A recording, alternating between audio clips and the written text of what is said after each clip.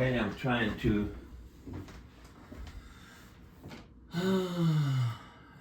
get in touch with my Zoom meeting. Let's see if I'm going to get my doctor on the Zoom meeting. Joint now. Why is my video? Okay, now it's my video on. Oh boy, I gotta get a piece of paper over here, get ready, so I make my notes. If I need to. For my meeting today, it's 06/11/25 at 9 a.m. Okay, let's see if we're gonna waiting for the host starting the meeting. Okay. Well, we're waiting for the host and see what happened. We're gonna have the discussion what's going on in my life with past events. Luke. Yes. No problem. I'm on the Zoom meeting over here, but if you need help, you could get me.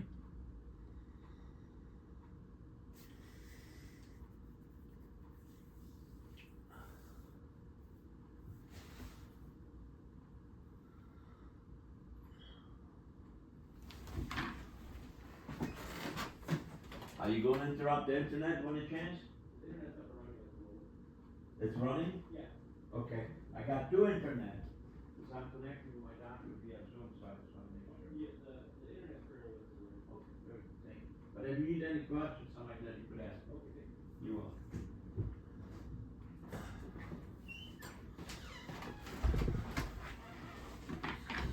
All right, it's 1 minute to 1. So let's see if it probably will join you shortly. That's the message I'm getting. So, we will see. I have to go to my attorney's office Friday. I gotta meet my doctor, my specialist spine doctor, on Monday. I try to keep my head all together regarding all these events. I'm disabled. I'm 66 years young, but I'm helping a lot of people in my neighborhood, but it's hard sometimes. And the pressure become overwhelming, and on top of that, I had an incident in April 1st. This year, somebody tried to run me over. I don't know if there was a freak accident or somebody attempt to actually kill me. And I'm serious. I have 3 attempts on my life. Just last year. I report every one of them. I got a police report, so I haven't decided yet what I'm going to do with those.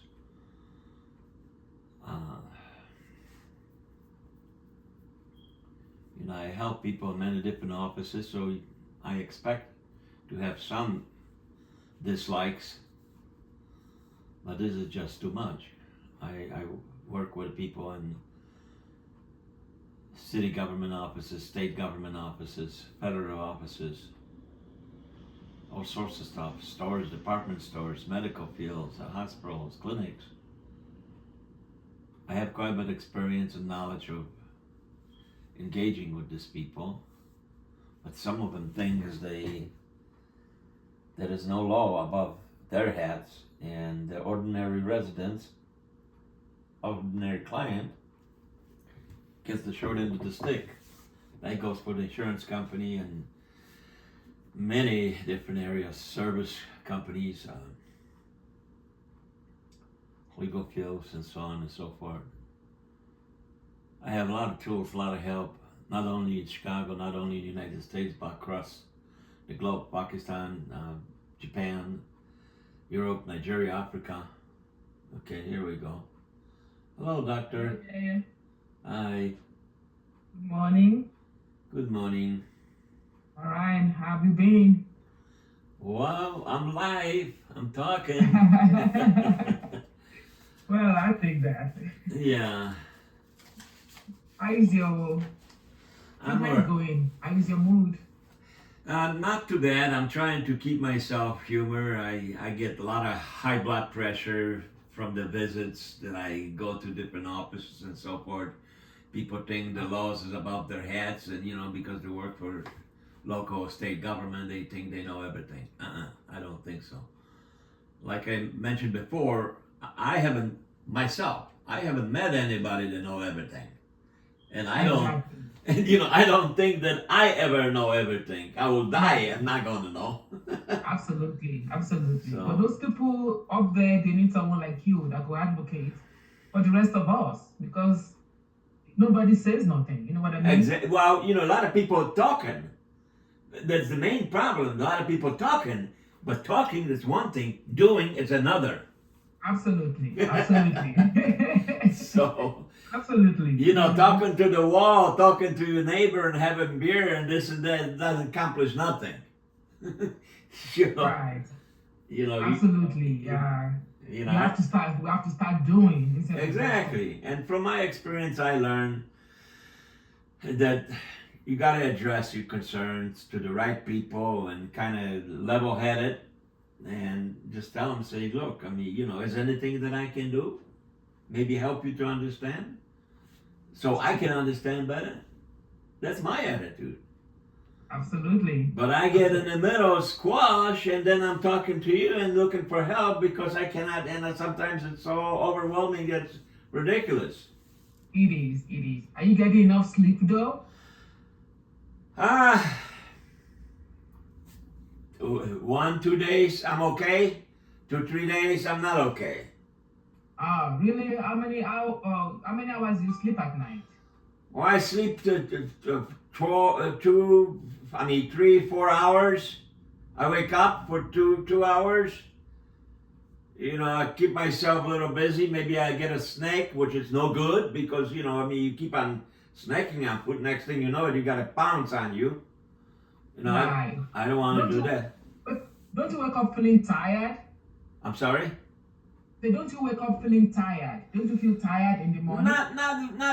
Not really. But I don't know what it is. Maybe I'm stubborn. Maybe I'm over energetic or something. I'm not hyper. But it feels to me like, You feel okay? You I feel when okay. you wake up? Yeah, I feel okay. All right. If you feel okay, then I guess if it's not broken, we don't fix it. So Right. You absolutely right. That's my statement that I use. Yeah. If it's not broken, don't go fixing it. And Exactly. funny, doctor, that you mentioned something years ago. Look at my memory now. Years ago, in early 80s, I worked for General Milling Service. There was a truck driver, okay? And he had an old truck. And we had he was an American guy. It was a Polish guy working with me and my team. They didn't speak English very well, but they talked to me, and because I'm bilingual, so they talked to me, say, hey, Jerry, why is this truck rattling so much? Why don't you go ask the driver? The truck was making so much noise. And, ask the driver if we could fix it for him. So I didn't know no better, so I just relayed the message. I go talk to the driver and I say, hey, look, this guy's offering fixing the truck. And he said, he started laughing. I don't want to fix my truck. If the noise bothers anybody or bothers me, I turn the radio on. He was joking a little bit, he takes care of his truck, but so happened the truck was making so much noise, and the guys try and be so smart, say, hey, we're gonna fix it for him. Exactly. Well, it doesn't need no fixing. Exactly. When it's not broken, don't fix it. No fixing. Exactly. And who knows better? Who knows better? Anxiety. Exactly. It's okay. He's the driver. So he knows his truck. At least he should. Listen to the truck, right. How the truck drives over the road. Mm-hmm. So who the heck is this guy's going to tell him? Exactly. Yeah, come on. Right. Who asked you anything? Yeah, give me a break. I get You know, doctor. I mean, I know we want to talk about me, but that's me. That's me, and I'm sure that will be very helpful to also determine what I'm doing, how I'm doing. Exactly. I like to hear all these things because it kind of help me know how you're coping with your treatment and everything. Exactly. Last week, a few days ago, maybe before the weekend, I ran into an email. I received an email from one of the group, news group, and they were talking about GPT chat platform, Right. the artificial intelligence or whatever you want to call it, and they criticizing the platform and this and that you know you get addicted to it and that's no good and so forth. Well, guess what? I put a nice message responding to that email. You know what my message was? No, I want to know. Yeah, I know you want to know. I learned that from very, very wise men that I consider very wise men, very successful men. Again, back in the 80s. His name was Ted Uchimoto. He's no longer with us. Ted Uchimoto. He was the same owner of the same company that I mentioned a couple minutes ago, General Milling Service. You know what he told me? No. Never blame the tools. Always look at the operator. So my response to that email I received was very clear. Look, this is just the tool. We, the human, we create the tool. Don't be blaming on the tool. The tool is not perfect. And if you're not blind, look at the statement on the bottom. The creator have enough brains in the head to put a warning. The platform makes mistake. I don't know exactly what that message said, but something like that. Right, something like that. You're right. Something like that. And in addition to that, I send a message, and I have a pleasure of doing that. I send a message. I said, you know what? No matter how many sophisticated or gold-plated wrenches the mechanic will have, the wrenches itself is not going to fix your car, dummy. Right, absolutely. And if the mechanic does not have the tools, whether the little tool or whatever, he's not going to fix the car because he won't have nothing to worry about, nothing to work with. So my bottom line was, be careful with your statement, because soon enough, if you keep on going and doing like this, you might not even have any hammer or any tools, any hammer to drive the nail to the wall, if you know how to do it. Right. Oh, okay. I mean, that's something to be learned. You're absolutely right. There's a warning there that says, you have to cross-check. You have to, Exactly. You're human. Yeah. At the end of the day, you are human. You still have to reason. Yeah. To see if whatever he's saying is making sense or not. Right. Exactly. So I had a ball with that one. Well, I'm sure they know better now. Well, you think so, right? I mean, at least I would think so too. Think so. But sometimes you talk to people, and they're going to hear what they want to hear. They're not going to hear what you say. They're going to hear just what you're going to tell, what they want to hear. They go with whatever they already know, not what they don't want nobody to change whatever they already think. Exactly. So, but they're that's not okay. open to it. Yeah. So They're anyway. not open to that. All right then. Ah. Anyway, are you still taking your medication? Do you need any review today for designer? So for designer, especially. No, I'm okay, doctor. And I'm, like I mentioned before in a prior conversation I had with you, I'm conscientious about that, because I do know if I take more Xanax or any other medication like that, I fall sleepy. Right, that is and correct. it's too much. That's artificial. To me, it's artificial. I understand. When I don't need it, I won't take it. Exactly. That is the goal too. Sometimes we do because of the anxiety that you're having in the beginning. Yeah. So you need something to keep you going at that point. Sure. And things are going okay now. Right. And ibuprofen, I asked the doctor to give me ibuprofen because I'm running out, and I'm seeing my spine doctor on Monday. Okay. Or Tuesday, excuse me. Okay. And anyway, I saw him already a couple of days ago, but he needs to run some tests in my back, whether my twisting, as we said, when the guy was trying to run me over, if I didn't twist my spine by any chance, because my spine was damaged. Oh. I got a T11, T12 broken.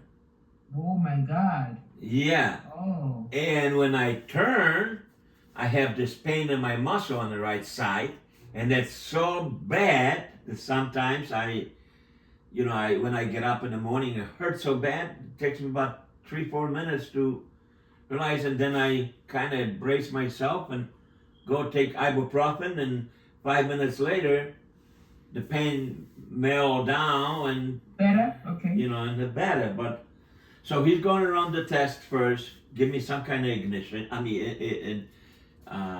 Shot for my between my core and my core, and then after that, I think that's going to numb me somehow. And then after a few days, I got another visit with him, and he's going to determine whether it's only in my muscle or is in my spine.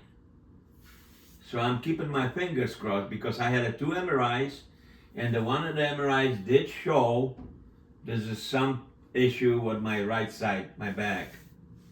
Oh, that's something that you have to still worry about. But hopefully, it's something. It's not something big that you have to do. I hope you have Right. to fix. Right. But it's in my mind though too. That's why I'm talking. And More anxiety for you, right? It's bothering you now. You have more anxiety because of that. whether that you call it anxiety or just That's kind of expected, that is Right. expected for anyone. There's You no know. way you feeling, you don't know what's going to happen. Ouch. You're going to be anxious, yeah.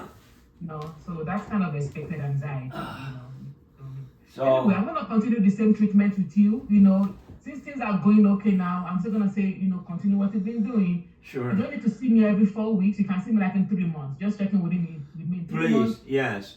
And if you need me earlier, just make appointment. But 3 months is okay. Exactly, Right. doctor. I got a lot of legal issue going on in Poland, inheritance, and in the United States. Right, Oh my exactly. God. So And again, if you need me, just make appointment. But 3 months, just checking. okay, And I'm gonna give you more medication. Pick it up if you need it, and I appreciate it. Sure. no problem. Thank you, Alright. doctor. Okay. Good to see you. I hope everything works out with your back too. Well, we see. I'm not a crybaby, but yet I But gotta. you manage it. but I gotta watch myself. So, Exactly. All right then. Okay, You Doc. take it easy, okay? All right. All right. Thank you, doctor. Bye bye. Bye bye.